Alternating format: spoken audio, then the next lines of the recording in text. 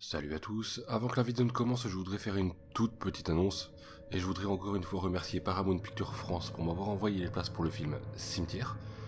J'ai été le voir récemment et j'étais carrément surpris, je m'attendais pas à voir un film comme ça, parce que je savais que ça allait changer par rapport au livre.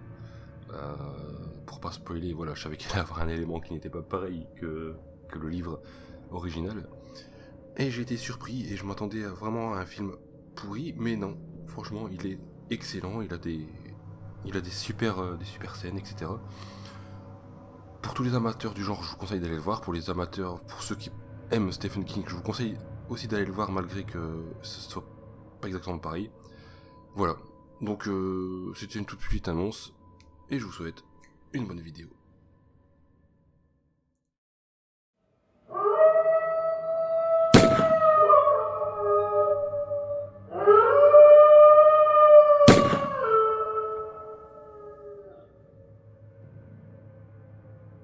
Je m'appelle Serge. Et j'aimerais vous raconter une histoire fameuse dans ma famille, qui s'est déroulée il y a près de 30 ans. À l'époque, j'avais 11 ans, et j'étais en vacances chez mes grands-parents avec ma petite sœur Cathy et mon cousin Pierre, qui avait 24 ans à l'époque. Il habitait à la campagne, très loin des grandes villes et de l'agitation. Et j'aimais beaucoup les longues promenades jusqu'à la tombée de la nuit à travers les champs avec mon voisin. Et Cathy passait ses journées à chasser toutes sortes d'insectes, à l'exception des araignées qu'elle en avait horreur, ce qui était compréhensible à 8 ans. Bref, on passait de super moments. Le soir, on restait tous à l'intérieur et on faisait un jeu de société. Certains soirs, les soirs de pleine lune parce qu'on y voyait, on laissait les volets de salon ouverts et on entendait parfois des crapauds qui passaient dans le jardin entourant la maison. Seulement, toute cette période formidable de notre jeunesse s'est arrêtée d'un coup net. Un soir du mois de novembre, pendant les vacances de la Toussaint. C'était une nuit sans lune, et on avait l'interdiction formelle de sortir, à cause des éventuels serpents et autres dangerosités qu'on ne pouvait pas voir. La campagne, c'est très différent de la ville. Là-bas, quand il fait nuit noire, on n'y distingue rien, absolument rien.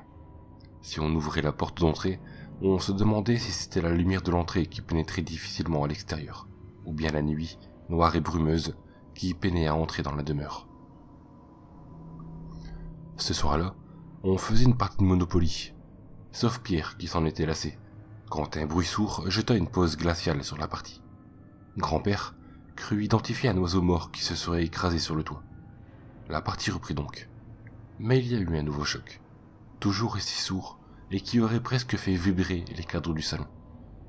Pierre, excédé, décida d'aller jeter un œil dans le grenier. Il en avait du courage, et moi et ma sœur, on l'admirait beaucoup, parce que je peux vous assurer que jamais nous n'aurions eu le courage de monter les hautes marches menant au grenier sans lumière. Il prit une lampe de poche et monta les marches une à une. Le grincement lourd accompagnant sa progression suffisait déjà à nous glacer le sang. Il arriva au grenier, on pouvait l'entendre marcher au-dessus de la chambre d'amis. Là, un troisième coup, moins puissant mais plus proche que les précédents. Ça ressemblait à un coup de pelle sur la tôle ondulée. Grand-mère commençait sérieusement à s'inquiéter et s'approcha des escaliers du grenier pour mieux appeler le cousin. Il ne répondit qu'au troisième appel, en demandant ce qui se passait. Il était dans le grenier, mais il n'avait même pas entendu le troisième choc, quand soudain, un quatrième coup se fit entendre. Et c'est à partir de là que grand-mère décida qu'il valait mieux appeler la gendarmerie. Grand-père, lui, déclara qu'il devait s'agir d'une plus grosse bête, qu'il allait sortir pour aller voir ce qu'il en était. Il descendit à la cave pour aller chercher la lampe tempête et sortit avec Pierre qui tenait le fusil. Au bout de 10 minutes, sans nouvelles, grand-mère se résolut à décrocher le téléphone. Au moins pour appeler nos parents et avoir leur avis. Au mieux, pour appeler la gendarmerie. Mais il n'y avait aucune tonalité. C'était nous les plus jeunes, mais on a bien dû commencer à essayer de la rassurer à partir de là. Elle devient incontrôlable et nous emmena dans la chambre pour s'enfermer à double tour, au moment où retentit un nouveau choc, toujours plus puissant, toujours plus troublant dans le silence si profond de la campagne. Nous n'avions pas de voisins à proximité, les plus proches étant à plusieurs centaines de mètres. Aussi, personne ne pouvait nous entendre crier. Enfermés dans la chambre, nous attendions avec anxiété le prochain coup, quand nous fûmes surpris par une détonation bien plus forte. Un coup de fusil. Grand-mère hurla et s'évanouit. Cathy se mit à pleurer, et moi, je n'en menais pas large. On attendit plusieurs minutes jusqu'à entendre s'agiter la porte d'entrée. Grand-mère reprenait doucement ses esprits, mais refusa catégoriquement de sortir de la chambre. Après tout, moi je me disais que c'était peut-être Pierre ou grand-père qui essayait de rentrer, et qu'on avait encore oublié les clés sur la serrure. Donc, je suis sorti, contre l'avis de ma grand-mère, pour aller ouvrir. Arrivé devant la porte, je m'arrête. C'est stupide, mais dans la situation, j'avais quand même un doute. Je remerciais le ciel tous les jours de n'avoir pas ouvert précipitamment. Et j'ai crié à travers la porte pour savoir qui s'appuyait lentement sur la poignée.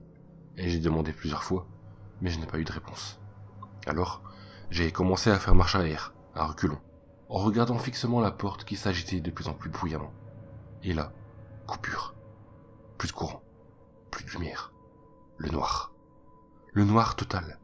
Pas un trait de lumière, pas un reflet, rien que le noir à en devenir aveugle. Et surtout, plus un bruit. Je crois que j'aurais préféré entendre la porte se faire forcer plutôt que de subir un silence aussi pesant. J'ai commencé à chercher à revenir à la chambre à tâtons, quand l'inespéré arriva. Je vis la porte au fond du couloir s'ouvrir et de la lumière s'échapper de la pièce. Mais c'est dans un hurlement paniqué, voire hystérique, que grand-mère en sortit, portant Cathy dans ses bras. La lumière, je ne l'avais pas remarquée tout de suite, semblait danser et les poursuivre. En m'approchant, j'ai fini par comprendre ce qu'il se passait. Elle avait essayé d'allumer des bougies, mais dans le noir, avait fini par mettre le feu au lit, qui se consumait rapidement sous les flammes, qui gagnaient en hauteur et en intensité à une allure impressionnante. On s'est réfugié dans la cuisine, guidé par un simple briquet. On n'osait plus ni sortir, ni rester. On était entre les flammes de l'enfer de la maison, qui commençaient à s'incendier sérieusement, et le froid glacial de la mort, qui nous attendait à l'extérieur. Finalement, on a pris des couteaux à la cuisine, et on s'est réfugié au sous-sol. Il n'était pas situé exactement sous la maison, mais légèrement plus au nord. Aussi, on s'y sentait plus à l'abri. La cave avait son propre groupe électrogène qui servait d'ordinaire à alimenter les machines de bricolage de grand-père. On était recroquevillés là, au fond de la cave, sentant passer ça et là quelques cafards curieux, à attendre je ne sais quelle solution. La fenêtre qui ornait le haut du mur du fond de la cave explosa sous le choc d'une barre métallique noire. Le briquet manqua de gaz et on commença à hurler de terreur sans nom. Et on commençait à hurler d'une terreur sans nom. Par chance, c'était Pierre. Il avait vu les flammes en dehors et avait entrepris de briser la vitre pour nous sortir de là. Ensuite, on a couru jusqu'à arriver chez un voisin, à travers une campagne d'ordinaire si chaleureuse, mais cette nuit, d'une noirceur létale. On a tambouriné à la porte jusqu'à ce qu'il nous ouvre, et on a attendu là. Quand les gendarmes sont arrivés à l'aube, avec les pompiers, on nous a appris la découverte du corps de grand-père, retrouvé à moitié enterré dans le champ derrière la maison. Une fois dehors, Pierre et lui avaient été séparés quand une sorte de bête massive les avait attaqués. Ça aurait pu être sanglier d'après la description de Pierre, mais d'une taille peu commune. C'était lui qui avait tiré le coup de feu, abattant grand-père d'une décharge en pleine tête, à plus de 100 mètres de distance. Une balle perdue n'est pas perdue pour tout le monde. On n'a jamais su pourquoi on avait retrouvé notre grand-père à moitié enterré dans une sorte de trou, qui n'était même pas là l'après-midi même. On n'a jamais su non plus ce qui avait attaqué la maison et pourquoi nous avions été coupés du monde toute la nuit. Mais il y a une chose qu'on n'oubliera jamais. C'était la taille des griffures sur la porte d'entrée.